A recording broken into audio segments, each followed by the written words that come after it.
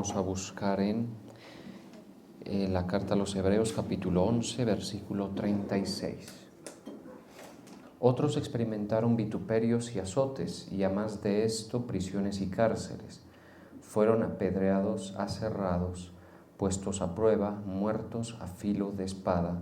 Anduvieron de acá para allá cubiertos de pieles de ovejas y de cabras, pobres, angustiados, maltratados, de los cuales el mundo no era digno, errando por los desiertos, por los montes, por las cuevas, por las cavernas y por las cavernas de la tierra.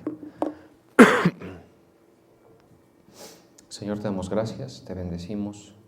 A ti, Padre eterno, te damos el honor, el reconocimiento. Señor, te damos honor a tu santo nombre. Te pedimos que tú nos concedas esas palabras de vida, Señor, que tú continúes con nosotros.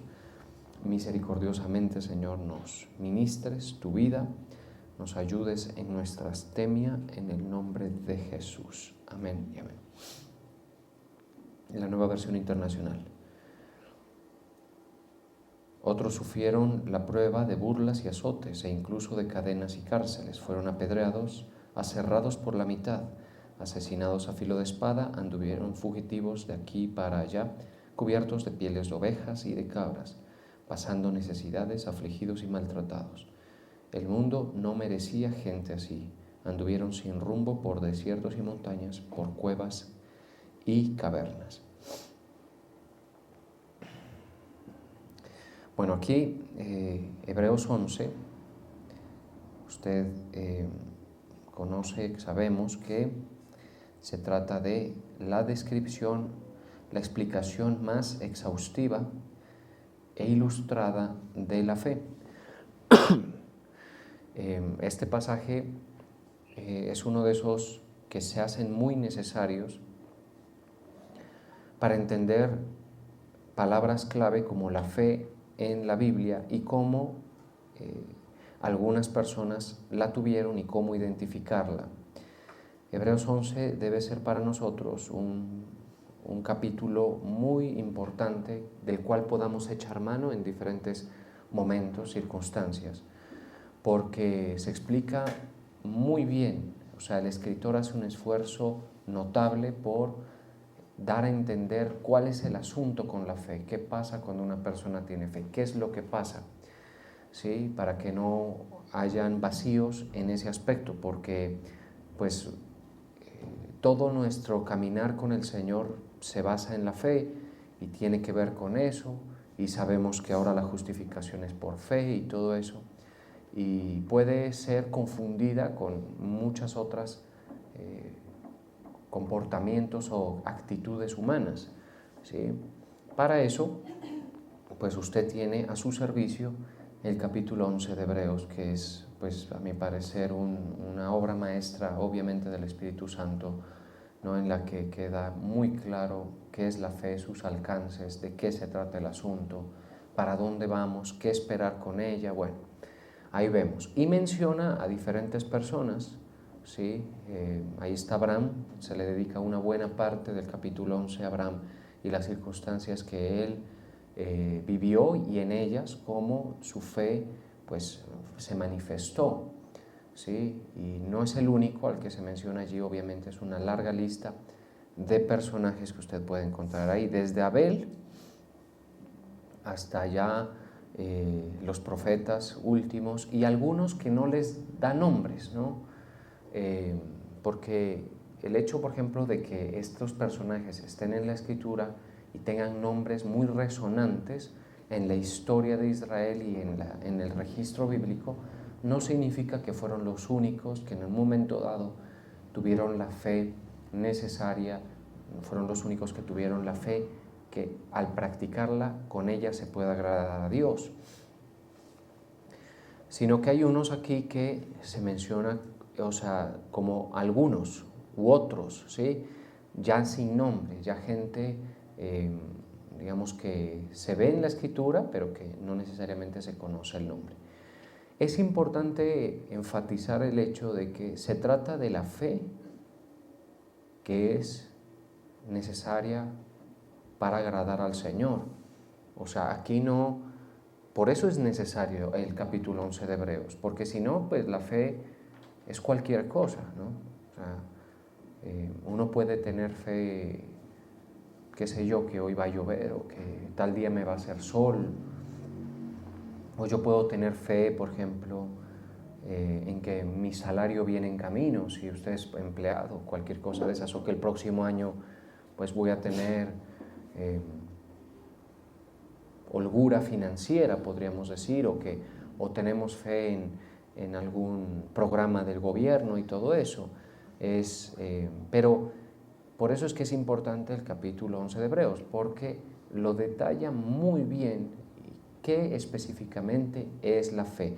Uno de los aspectos, por ejemplo, que ustedes ya saben, pero que no creo que sea de sobra mencionar, es que la fe que agrada al Señor es la certeza de lo que se espera y la convicción de lo que no se ve, ¿sí? Y esto parece ya muy trillado, digamos, y casi que nos memorizamos ese verso, pero es importante. O sea, todo el planteamiento de la verdad de Dios nos va a hacer, digámoslo así, considerar, esa sería la mejor forma de decirlo, considerar lo que no se ve. ¿Sí? Si yo me pongo, por ejemplo, a hablar basado en la Escritura, créame que muy poco podré salirme de esos márgenes. ¿En qué sentido? En que todo lo que se anuncia es cosas que no se ven. A Dios mismo no lo vemos, ¿cierto? No lo vemos pues físicamente, no lo podemos decir está aquí o está allá. ¿Sí? Entonces, ya partiendo de ese punto, de que Dios es espíritu y pues no le vemos, ya estamos en ese terreno.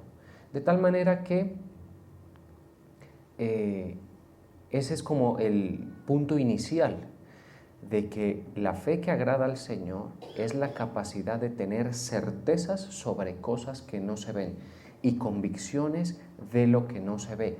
¿Sí? Certezas de lo que se espera y convicciones de lo que no se ve. ¿Sí? Pero es basado en la revelación del Señor, es basado en lo que Él nos ha ofrecido de información para que lo conozcamos, es basado en sus promesas, porque está bien esperar en las promesas del Señor, ¿sí?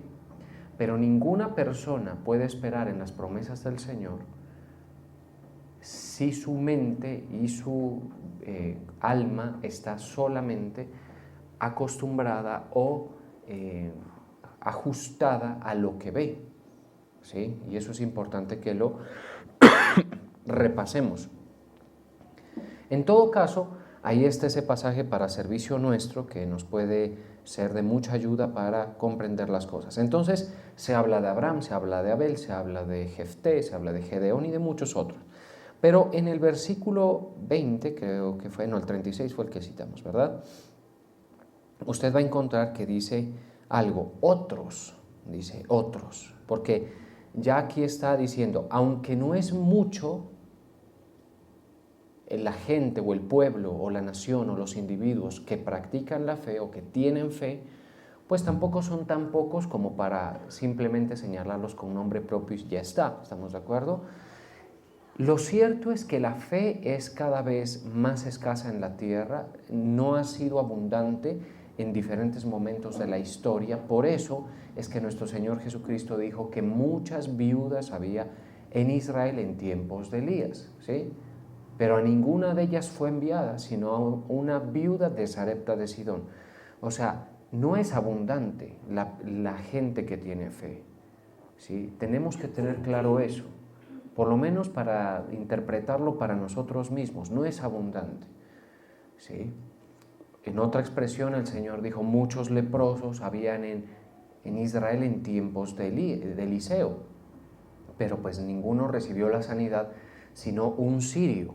Y eso nos hace ver que no por ejemplo, estar inmersos en una cultura cristianizada, donde, por ejemplo, se alude a figuras históricas como María o como Jesús o como, qué sé yo, ahora estamos en Navidad, usted sabe, se va a pasar mencionando en algún momento a los Reyes Magos, a los sabios, que es más exactamente su nombre, ¿sí? Algo, el pesebre y todo eso. No por eso hay realmente fe. Y es importante entender que si hay fe, hay conexión con el Señor, ¿sí? Obviamente tiene que haber una provisión de conceptos y de verdad y de información.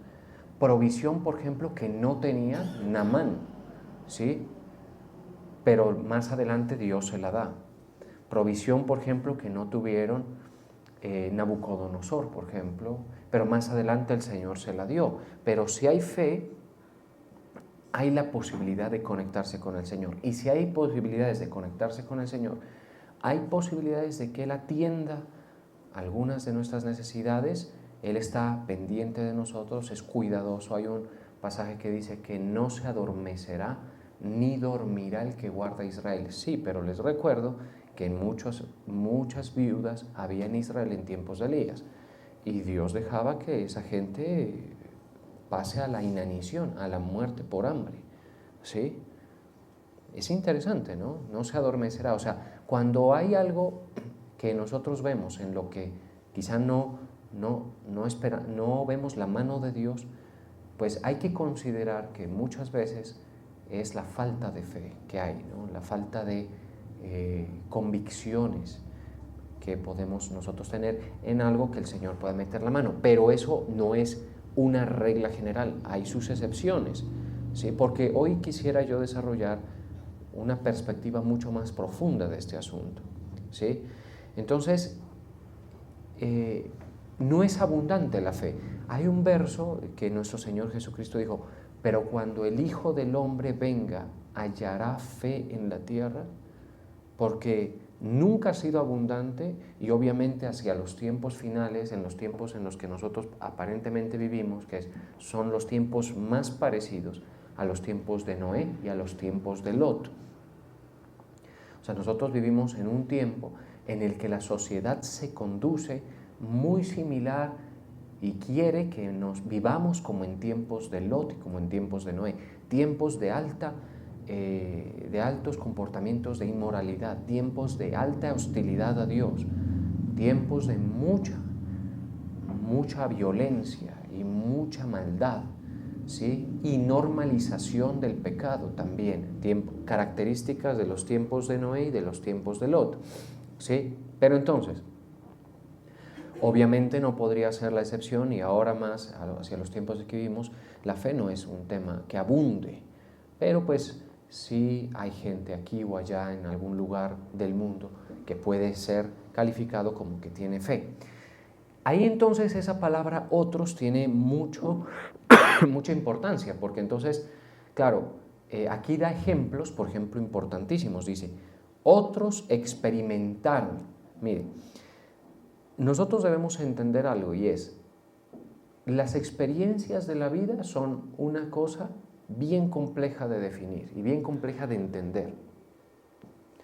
Yo puedo decir, por ejemplo, que algunas experiencias de la vida son muy satisfactorias cuando uno tiene fe, ¿sí? Y obviamente la persona que tenga fe en alguna experiencia de su vida lo va a observar o lo va a verificar, ¿sí? Vamos a tener en cuenta este ejemplo de la viuda precisamente de Sarepta, que vio cómo su provisión no se agotaba. ¿Eso qué es? Eso es una experiencia, ¿sí? Usted y yo tenemos experiencias. La vida es una experiencia de experiencias, básicamente, ¿sí? ¿Qué experiencia tan especial, no le parece a usted? Que en medio de una sequía muy fuerte, de larga duración, esta mujer viera que su despensa, su provisión no se agotara, un milagro frente a sus ojos. Esa es una experiencia que se vive por fe, ¿estamos de acuerdo? Cuando uno tiene fe, por ejemplo, no podemos desconocer eso. O sea, por eso es que en la iglesia no está prohibido hablar de la provisión, porque la provisión es una experiencia a la que se puede llegar por fe, ¿estamos de acuerdo? Pero las experiencias en general no son el único parámetro, ¿estamos de acuerdo?, de la fe. ni tampoco la única medida. Y una persona no se debe obsesionar con una experiencia, porque si usted se concentra en usted mismo, usted se va a dar cuenta de que usted está empecinado y fijado con la experiencia que más aparentemente le satisface. Yo quiero esto para mi vida, yo quiero esto otro. A tal tiempo quiero que me acontezca esto, a tal momento quiero que me acontezca esto otro. Y a veces se nos da, ¿sí? Por ejemplo, ahora nada más estuvimos nosotros invitados a una boda de un familiar muy cercano, muy querido nuestro, y mientras nos acomodaban, la persona encargada del evento y todo, dijo algo y dijo, acomódense rápido, que la novia se quiere casar con este sol de atardecer en el lugar donde estábamos. Y la verdad es que se le dio todo a la novia, ¿sí? O sea, un sol hermoso, un atardecer soñado, hermoso, precioso. Hasta yo estaba melancólico, yo que imagínense. Ustedes saben bien que sí tengo un poquito duros hoy. Entonces, pero decía yo, qué bello, qué cosa tan hermosa, esto qué lindo y todo, y se le dio. No siempre pasa eso. A veces uno dice, quiero que el sol me salga y pase, larga a llover, como, ¿sí? Son experiencias, ¿sí? Pero entonces yo puedo decir, Dios está ahí. Hay que verlo con un poquito más de prudencia, porque las experiencias no son siempre el parámetro de todo, pero tampoco lo son en lo absoluto. O sea, hay algo que sí uno debe entender. Ahora, eso tiene que irse revelando en nuestras vidas muy puntualmente, en cada uno de nosotros. ¿Por qué? Porque yo puedo experimentar que mi despensa no se seque, por ejemplo. Yo puedo experimentar por la fe, pero también hay otras experiencias que no me parece que sean muy agradables, ¿no? Por ejemplo, las que menciona precisamente en el capítulo 36 de Hebreos 11, que es el verso raíz, el verso que citamos. Si usted lo lee conmigo, dice, otros experimentaron vituperios. Ahí ya, ¿sí? ¿Quién quiere eso? Y cualquiera dice, no, es que están hablando mal de tal persona. Es una persona que no tiene fe. No, ¿sí? Si un mundo impío que vive lo más parecido a los tiempos de Lot habla bien de mí, más bien me deja más dudas que certezas, más bien me deja más preocupaciones que tranquilidad. ¿Por qué? Porque yo estoy encajando perfectamente en ese mundo, ¿estamos de acuerdo? Y si todas las experiencias que yo proyecto desde mi interior son que sea lo que le pasó a tal persona, al influencer, al al uno, al otro, que sea lo que le pasó a tal personaje de la historia o a alguien que le fue muy bien, pues estamos en una situación complicada. Ahora, uno sí puede proyectar, es como el caso que les comento. Obvio, la persona que se casó dijo, yo quiero casarme en horario de tarde con el mar, con un horizonte hermoso, todo eso. Usted puede hacer proyecciones y todo, ¿sí? Y esperar que las cosas se le den. Pero el mundo está construyendo un estándar de experiencias. Y el estándar de experiencias no es necesariamente indicador de fe, y menos el estándar de experiencias que el mundo proyecta, ¿sí? Porque estamos claros que obviamente Dios tiene un programa para nosotros, pero el estándar de experiencias que el mundo proyecta no es para nada conforme al corazón del Señor, ¿sí? Si usted se vuelve honesto con usted mismo, usted diría, yo no quisiera que me pase lo que me está pasando, quisiera que me pase esto otro. Yo quisiera La gente no... Lo que pasa es que, hombre, por eso es que con el Señor la cosa es complicada, porque Él sabe lo que pensamos, Él sabe lo que sentimos. Él sabe lo que sentimos frente a nuestra experiencia, por ejemplo, matrimonial. Él sabe lo que sentimos, por ejemplo, nuestra experiencia de ser colombianos, nuestra experiencia de vivir en el barrio en que vivimos, nuestra experiencia, todo, ¿sí? Y también sabe lo que queremos y no se nos ha dado. Y también sabe lo que quisiéramos y que no es sano para nosotros. Todo eso sabe. Entonces, el tema es la experiencia. Yo por la fe puedo experimentar provisión, puedo experimentar reconocimiento, pero la fe, por eso es que la fe es complicada, porque la fe también te puede llevar a estar pobre. Usted dice, ¿cómo, pastor? Eso no lo dice nadie, eso no lo dice Cash Luna, eso no lo dice Creflo Dólar, eso no lo dice nadie, ¿sí? Jesse Duplantis, nadie lo dice. Por supuesto que no. Y usted me dice, ¿pero usted qué se cree? Pues yo lo único que tengo es Hebreos 11, 36. ¿Lo leemos? Mire usted. Otros experimentaron vituperios y azotes. ¡Qué experiencia tan horrible! Mire, yo honestamente tengo que hablar con respeto de esos otros que no le sabemos el nombre, algunos de ellos. Porque nada siquiera similar nos ha acontecido a ninguno de nosotros. Ninguno. ¿Estamos de acuerdo? Vituperios, alguito hemos llevado, pero no necesariamente en la misma forma y proporción en la que estos lo llevaron. Y azotes, experiencia, mi hermano. Tú por eso es que tienes que poner a Dios por encima de tus experiencias. Cuando usted entiende eso, váyalo poniendo en orden ese asunto. Porque sí, yo también espero que a mí me haga sol un día. ¿Sí? Yo también espero poder tener para comprar esto o aquello. Pero calmaditos porque el Señor está en el trono. ¿Estamos de acuerdo? Entonces, experimentaron vituperios y azotes, y a más de esto, prisiones y cárceles. Continuamos. Fueron apedreados. Pablo tuvo mucho de eso. Pablo estaba casi dado por muerto en algún lugar de la región donde hizo su itinerario ministerial. Aserrados. Mire, la muerte por aserramiento es una cosa espantosa, ¿sí?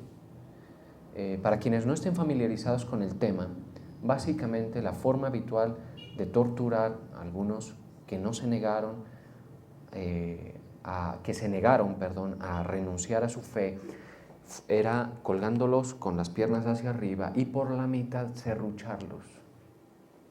¿Sí? No sé, pues solamente creo que Hollywood podría, ¿no? Y eso que no muy exactamente representar eso tan horrible. Y claro, era al revés. ¿Y sabe qué dicen los estudios de estas muertes por aserramiento? Que prolonga el estado de conciencia, porque casi toda la sangre pues está en los órganos vitales a los cuales se demora en alcanzar. O sea que la persona cerrada tiene que observar una cosa pero innombrable y sentir unas cosas innombrables de dolor. Sí, y a medida que el serrucho avanza desgarrando la piel y desgarrando los tejidos, le preguntan, ¿sigues creyendo en Jesús? Oiga, ¿y sigues creyendo que Jesús es el Señor? Sí, y ellos tenían que decir, sigan con el serrucho, en medio de una voz, digamos, angustiosa, durísima. ¡Qué duro! Experiencias, mis hermanos, para que nosotros entendamos cómo es el asunto con la fe. Porque mucha gente es como que se relaciona con el Señor como vinculándose con un seguro, que a mí, no, es que a mí me tiene que ir bien porque yo creo en el Señor. La fe es algo más que eso, mis hermanos. Y debe ser predicado esto, ¿sí? Para entender el asunto. Porque si no, el cristiano se obsesiona con experiencias y cuando no le funcionan, el que falló es el Señor. Nada que ver con eso, mi hermano. Nada que ver. Muy probablemente tenías todo menos la fe verdadera puesta en las verdades correctas. Experiencias como aserramiento, puestos a prueba también, muertos a filo de espada, pues de eso hubo muchísimo. Pero mire esto, hablando de la pobreza y de todas esas cosas, anduvieron de acá para allá, cubiertos de pieles de ovejas, una vestimenta obviamente alternativa, ¿no? O sea, ya para el momento en el que esto fue escrito ya se entiende que había algo de incipiente industria textil para vestir a la gente con telas y con estas vainas que nos vestimos nosotros, parecido. Cuando una persona dice cubierto con piel de oveja es porque obviamente no es la experiencia ideal, no es la experiencia ideal. De acá para allá, cubiertos de pieles de ovejas y de cabras, pobres, diga conmigo, pobres. Presta atención a eso, ¿sí? Porque yo puedo ver, por ejemplo, como la viuda, puedo ver mi vasija llena y que además de llena, ya está a punto de vaciarse y ¡pum!, se llena de nuevo. Bueno, eso es algo que se puede dar por la fe bien puesta, pero también se puede dar por la fe bien puesta estar en pobreza. ¿sí? Y yo sí estoy convencido de que los más tesos en la fe, por lo general, estuvieron más cerca del segundo caso que del primero. La verdad es esa, ¿no? Aunque uno no le convenga verlo así, porque si, por ejemplo, yo lo veo así, yo estoy dentro de los lados más famélicos, digamos, de la tesitura de la fe. Yo tengo que vincularme con aquellos que no, pues uno vive, hermano, unas experiencias y aún así haya momentos para quejarse, imagínense, ¿sí? Y así somos todos. Vivimos en experiencias muy agradables y aún así hallamos cómo molestar y hallamos cómo encontrar problemas, ¿sí? Y hacerlos grandes, y así es. ¿Estamos de acuerdo? ¿Qué significa eso? Así me recoja a mí ese asunto. Tengo que admitir que somos de los más flacos en la fe, ¿sí? Pero hay fe, algo por lo menos, ¿sí? Y cuando tú asumes una posición en la fe, pueden venir consecuencias y experiencias muy diversas. Ahí lo importante es estar lleno del conocimiento de Dios para entenderlas, para comprender el asunto. ¿Estamos de acuerdo? A nosotros, por ejemplo, esta generación, pues, es algo casi que fuera de nuestro lenguaje o fuera de nuestra retórica, vocabulario, por ejemplo, la palabra cerramiento, ¿sí? Hoy tenemos derechos humanos, pues entre comillas, ¿no? Eso es algo muy cuestionable, pero bueno, ese no es mi tema hoy. Tenemos hoy garantías, tenemos procesos, ¿sí? Tenemos una organización institucional y nacional y política que permite una experiencia de vida muy, pues, diferente a la de antes, ¿no? Y eso todo se lo debemos, sí, al cristianismo. La verdad es que es así. Sí, el cristianismo y los movimientos más cercanos a la Escritura dan un fruto en cuanto a moral, en cuanto a legislación y en cuanto a orden social, que van a tirar hacia ese lado, ¿sí? Van a dar ese fruto, porque el Señor es un Dios de libertad, de paz, es un Dios de prosperidad, es un Dios, sí, pero recuerde que eso es dentro de un contexto y de un siglo, ¿sí? Un mundo perverso y un siglo malo, entonces eso es muy delicado, ¿sí? Entonces a nosotros no nos toca, pero si uno no tiene la fe, pues la experiencia deja de ser importante analizarla, porque por ejemplo yo puedo analizar la fe de un talentoso músico, por ejemplo, pero no la fe, perdón, la experiencia. Y yo digo, no, pues este tiene que estar delante de Dios y no necesariamente, ¿sí? O puedo verlo también en los deportistas o en la gente que es el estándar de lo que debe ser una experiencia buena, porque en este mundo hay unos perfiles que han contribuido para que el enemigo engañe y establezca eso como lo que debe pasarlo. Si no me pasa eso a mí, yo vivo frustrado. Si no me pasa eso a mí, yo voy por debajo. Yo no lo logré. Yo no conseguí eso que consiguió este o aquel, ¿sí? Y a veces no es tan lejano. Cerca a nosotros hay figurillas, digamos, que se erigen como estándares de experiencia, que lo que le pasó es lo mejor que le puede pasar. Eso es una visión muy miope, es una visión llena de oscuridad, porque cuando vemos la experiencia terrenal, aún esa, ¿sí?, debe ser contrastada con lo eterno. Yo me imagino que los aserrados o los que anduvieron de acá para allá cubiertos con pieles de ovejas y de cabras, hoy su experiencia es diferente. ¿Por qué? La experiencia de los lugares celestiales, esa sí que es más importante. Esa sí, ¿estamos de acuerdo? Esa es totalmente la experiencia que se va a tener allí. Yo me puedo esforzar mucho para explicarlo, pero me quedo corto. Lo cierto es que una vez el hombre muere, abre sus ojos en algunos de los lugares de la eternidad.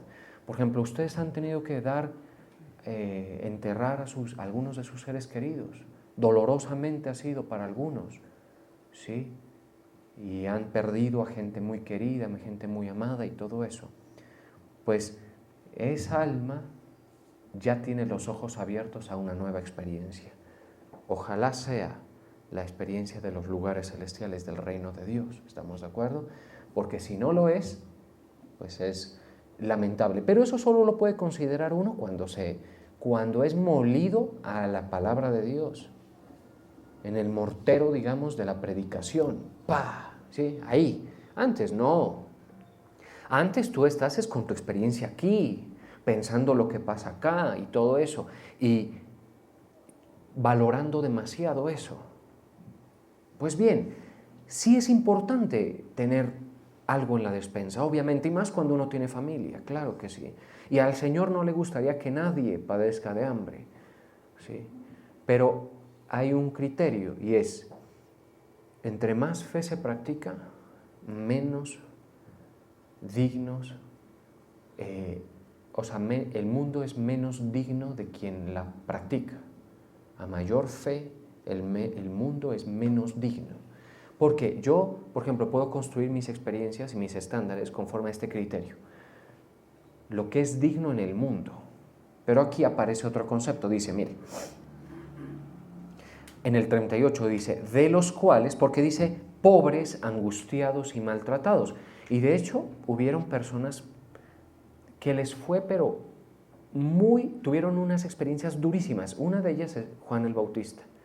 O sea, Juan el Bautista encaja, por ejemplo, en esa descripción de andar con piel de oveja, de no entrar en la ciudad a comprar víveres, sino que él se alimentaba de langostas y miel silvestre.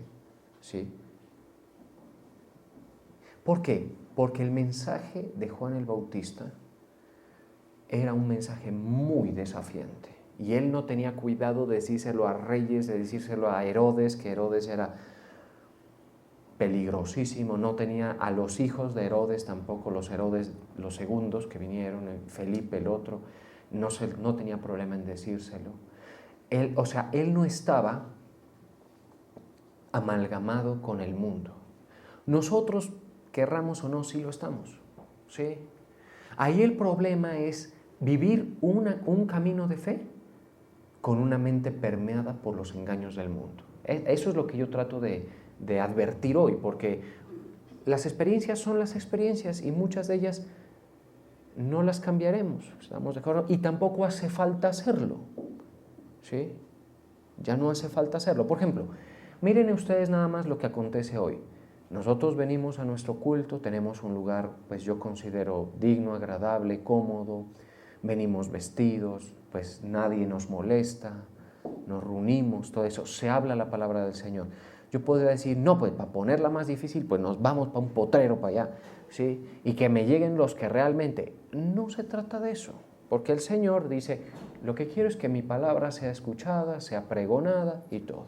Hoy tenemos estas facilidades, gloria al Señor por eso, ¿sí? Pero es de valorar, es de valorar.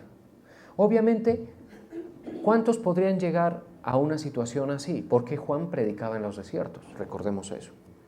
Y entonces Juan encaja perfecto en esta situación de maltratados. Hay un pasaje que a mí me llamó poderosamente la atención cuando lo releí, Marcos 9:12, en una discusión que tiene nuestro Señor Jesucristo acerca de Juan el Bautista precisamente y Elías. ¿Sí? Y mire lo que dice.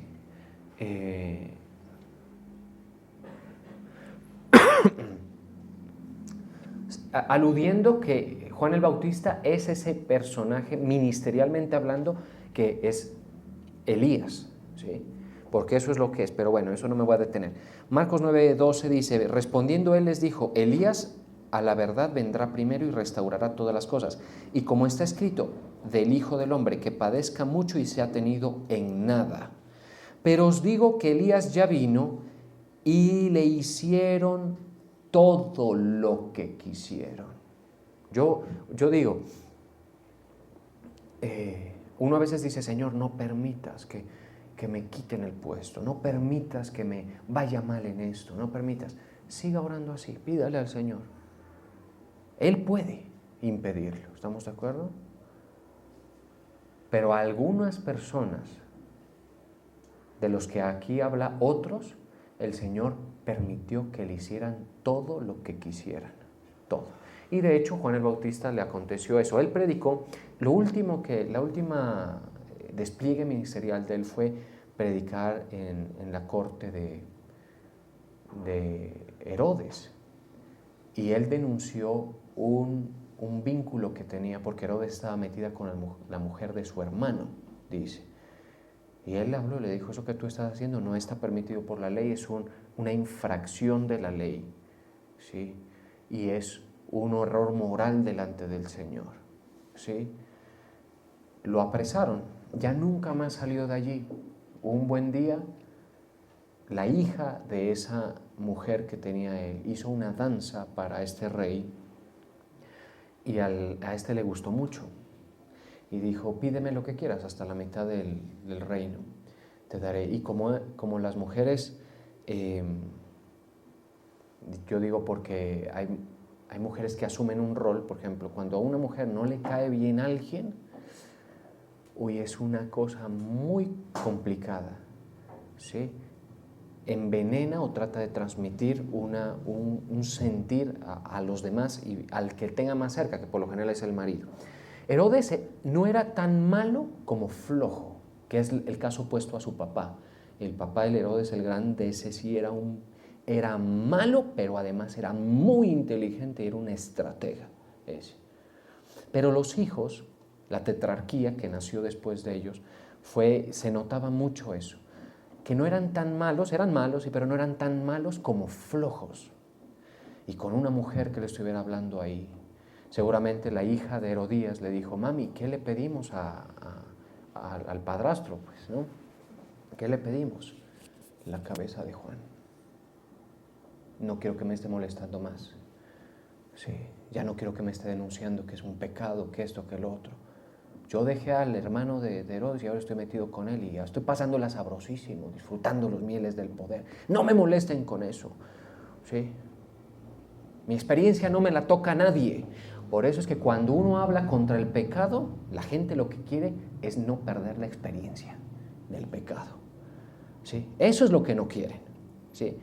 La verdadera conversión es que tú dejes de experimentar el pecado. Eso es, que dejes de proveer para el pecado. Eso es la conversión.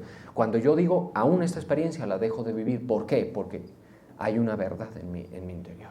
Fue pues donde ella, y como buena madre, que tiene influencia sobre su hija y mucho poder y mucha manipulación, de lo cual la mujer debe cuidarse mucho, ella le dijo, tráelo, y en una bandeja. ¿Sí? Dieron la orden, Juan fue, hicieron todo lo que quisieron, ¿se da cuenta? Juan pudo haber dicho, no permitas esto, Señor, esos malvados, generación de víboras, malos ya, no lo permitas. Juan ni se enteró. Él estaba en la cárcel, llegaron, ¿qué va a pasar? No, nada, ¡bum! Descabezado, la cabeza en una bandeja y el cuerpo lo pidieron sus discípulos. Dijeron, entréguenos el cuerpo para hacerle algún entierro, alguna cosa, porque Juan tenía discípulos. Es musculoso, Juan, tremendo, ¿sí? Y entonces ahí vemos todo lo que quisieron. Pues no es nuestro caso, pero uno debe vivir con la claridad de esto, ¿sí? Porque si tú, por ejemplo, no has renunciado al pecado porque estás obsesionado con la experiencia, estás en un problema. Y si toda tu vida de fe la vas a vivir conforme a las experiencias que el mundo considera buenas, estás en un problema muy serio. Y estamos en un problema muy serio. ¿Sí? La edificación tiene que servir para que uno se descoloque de esas expectativas y uno diga, bueno, Señor, sí, tengo hijos, tengo una mesa que llenar, tengo unas bocas que llenar, tengo esto, provéeme. ¿Qué te va a decir el Señor? Por ejemplo, mire, interesante este asunto, ¿sí? Porque el Señor te puede decir, listo,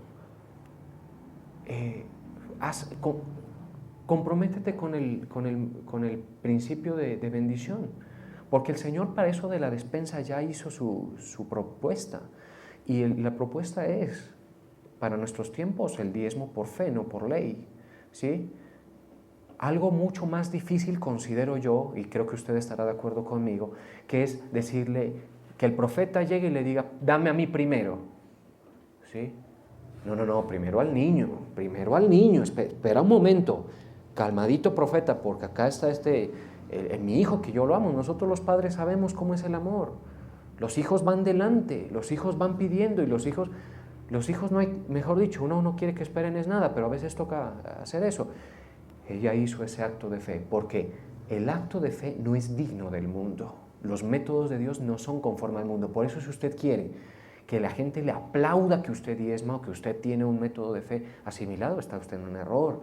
La gente va a echar por tierra eso, va a vituperar el comportamiento. Pero como aquí las cosas están así, pues el Señor te dice, bueno, yo te ayudo. Entrega los diezmos y yo te respondo. ¿Y por qué? Y cualquiera dice, ¿pero por qué así? Sencillo, porque necesito ver que tu fe funciona y todos necesitamos verlo. ¿Estamos de acuerdo? Ya cuando la fe funciona, cuando por ejemplo yo para hacer ese acto yo tengo que estar en una mentalidad que no está conformada al mundo. ¿Sí? Para ese pequeño acto. ¿Sí? Por eso es que si la gente no llega a ese punto, está pero rajadísima. Y ojo que yo no estoy hablando de evangelio de la prosperidad, de hecho me opongo a ella. Hemos entendido con mi familia, que somos como los que vamos adelante en la parte revelacional, que no se debe estimular eso. No. Lo único que te digo es que eso es bajo nuestras circunstancias y reglas lo que se espera. ¿Estamos de acuerdo? ¿Y te vas a hacer rico con eso? Probablemente no, probablemente sí, no sabemos. La experiencia estará determinada de lo que Dios quiera darte, y si tú tienes una mentalidad no digna del mundo, podrías tener unas experiencias agradables y otras no tanto, otras no tan agradables. ¿Sí? Otras no. Pero en nuestra experiencia general, digamos, nuestra experiencia de experiencias, uno ve que no, pues uno está... Miren, convénzanse de esto todos. No nos ha ido tan mal en términos generales, ¿no? Algunos sí han tenido que experimentar, por ejemplo, la ausencia de un padre, la ausencia de una madre, han tenido que experimentar largos periodos de desabastecimiento, largos periodos. Lo importante es que la mentalidad no sea la mentalidad mundana, ¿sí? Esa. Y le quiero decir algo, y la verdad esto es para quien lo quiera tomar. Entre más fe hay, más descolocada de la mentalidad del mundo, ¿sí? Por eso usted ve que la gente robusta en la fe no se dejaba sobornar, por ejemplo, ¿sí? Ni vivir los privilegios de un palacio, por ejemplo, Moisés. No se dejó, o sea, eso no lo frenó, ¿sí? No se deja, porque hay gente que dice, compro tu silencio con lo que te doy, o compro tu silencio con mi aprobación, compro que no sigas caminando ese camino, pero yo te doy mi aprobación, y la gente se vende. Este mundo se vende por lo que sea, por las experiencias terrenales vende lo que sea. ¿No ha escuchado usted ese concepto que no es mito y no es invento, que es venderle el alma al diablo? La gente lo hace, ¿sí? ¿Por qué? Porque le dé propagación en las disqueras, la atención de productores, lo mejor, la mejor experiencia de la tierra aquí en la tierra, ¿sí? Entonces nosotros debemos tener mucho cuidado con eso, porque si tú tienes una mentalidad ministrada por el mundo y tú eres más digno del mundo que de Cristo y de Dios y de su verdad. Aquí dice poderosamente, mire lo que dice. Dice, de los cuales el mundo no era digno. ¿Qué entiendo yo por eso? Que el mundo le volteaba la cara a estas personas. ¿Sí? Pobretón, tú no eres nadie. Ahí estás con tu cuento, con tu predicación, esperando qué cosa. Yo estoy desde mi palacio, yo te hablo desde mi casa, yo te hablo desde una ducha caliente, yo te hablo desde mi carro, yo te hablo desde mi posición de jefe. ¿Qué eres tú? ¿Sí? Y entonces la persona dice, la persona no es así porque sea bueno ser así, sino es así porque tiene una mentalidad que el Señor le está ministrando. ¿Sí? Insisto que esto es bien difícil de verlo hoy, porque hoy está la economía y los programas sociales hacen que haya cierta igualdad. Le puedo aceptar a usted que hay todavía mucha desigualdad, pero se propende por eso, por lo menos en papel, ¿no? Entonces, algo de eso se logra, pero aquí dice, de los cuales el mundo no era digno, errando por los desiertos. Así le tocó a Elías y le tocó a más de uno. A nosotros lo que nos toca es llevar nuestra cruz. El que quiera ser mi discípulo, lleve su cruz y me sigue. ¿Mi cruz cuál es? Mi cruz es morir al pecado, 1, 2, y vivir profesando el Evangelio del Señor. Y además todo aquello que el Señor me llame a hacer, vivirlo. ¿Estamos de acuerdo? Ahí, pues, ya nos toca ir muy a lo específico de las particularidades de la vida. Por ejemplo, el Señor levantó 2 personas muy importantes en Europa para hacer el trabajo de traducción que consideramos más respetable de la Biblia, y es la versión Reina Valera de 1960. La versión Reina Valera de 1960, bueno, pero las anteriores, la Biblia del Oso, la Biblia del 1909, la Biblia, hay varias cuyo recurso fundamental fue el trabajo de estas personas, Casiodoro de Reina y Cipriano de Valera. Hicieron un trabajo impecable. Es una de las versiones con más precisión y conforme al sentir de los textos originales. Es impresionante. Por eso nosotros, aunque no nos guste, debemos acostumbrarnos al vosotros, a vosotros sois, al esto y aquello, porque aunque las versiones modernas le quitan eso, también han perdido bastante precisión y en algunos casos se ve hasta mala intención de los trabajos de traducción, pero no en el caso de la Reina Valera. Pues, ¿qué pasó? Estos españoles tuvieron que salir huyendo de su nación, perseguidos por un movimiento que procuraba asfixiar el hecho de que la Biblia sea traducida y puesta a disposición de la lengua castellana. Huyeron y mucho del trabajo de traducción lo terminaron haciendo en Inglaterra. ¿Sí? Cualquiera dice, no, mi país, mi lugar, yo no lo pierdo, esa experiencia yo no la quiero. ¿Sí? Y a nosotros que tenemos el libro resuelto, hasta ornamentado, empastado bonito, a veces, mis hermanos, lo único que hay que hacer es ir con la Biblia a la iglesia. Y ese será todo mi desierto. Ese será el único, pero con la verdad en el corazón. ¿Sí? Le damos gracias al Señor. Vivimos en tiempos muy, muy suaves, agradables. Yo no quiero que ninguno de ustedes ni yo suframos, pero la mente de Cristo hay que respetarla. Porque si usted vive y usted es digno de este mundo, pues vaya y confórmese y que lo aplaudan allá por todo lo que ha logrado. ¿Sí? Y eso será todo lo que usted tenga, pero en cambio acá dice, angustiados, de los cuales el mundo no era digno, errantes por los desiertos, por los montes, por las cuevas y por las cavernas de la tierra. Y todos estos, aunque alcanzaron buen testimonio mediante la fe, no recibieron lo prometido, proveyendo Dios alguna cosa mejor. ¿Sí? Si hay algo, la experiencia mejor es para la que Dios nos provee a nosotros y la que nos va a dar en los lugares celestiales. Para nosotros. Bien, vamos a orar.